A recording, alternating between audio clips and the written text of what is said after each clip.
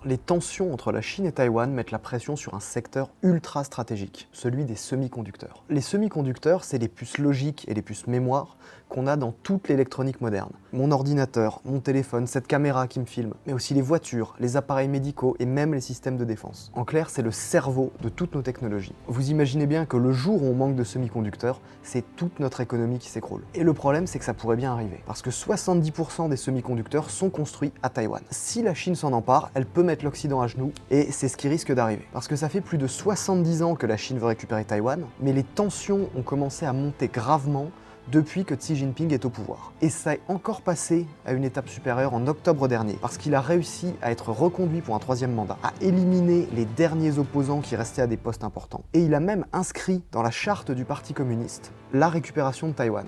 Donc c'est désormais un objectif officiel. La Chine veut récupérer Taïwan. Si vous ajoutez à ça les avions de chasse chinois dans l'espace aérien autour de Taïwan et les milliards investis dans de l'équipement militaire spécifiquement prévu pour envahir Taïwan, vous comprenez à quel point la situation est périlleuse. D'autant que les Américains ont remis de l'huile sur le feu dans la guerre économique face à la Chine avec de nouvelles sanctions qui visent spécialement le secteur des semi-conducteurs. Tout pousse la Chine à envahir Taïwan. La situation n'a jamais été aussi tendue.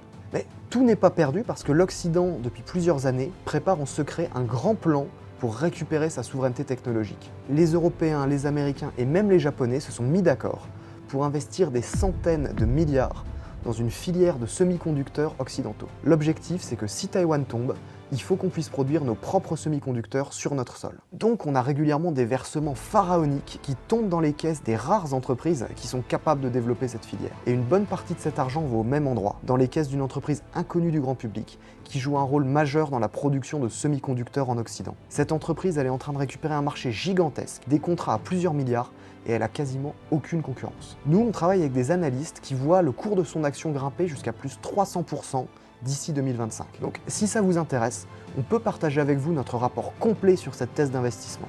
Tout ce que vous avez à faire pour le recevoir, c'est de cliquer sur le bouton qui est juste ici. Vous aurez tous les détails sur la situation à Taïwan, le plan secret des Occidentaux, l'évolution du marché des semi-conducteurs et tout ce que vous avez besoin de savoir sur cette entreprise dont l'action pourrait s'envoler. Profitez-en car j'ignore combien de temps cette vidéo va rester en ligne. Vous savez que Taïwan, c'est un sujet qui est ultra sensible, surtout dans le contexte actuel, alors il est très possible qu'on se fasse censurer beaucoup plus vite que prévu.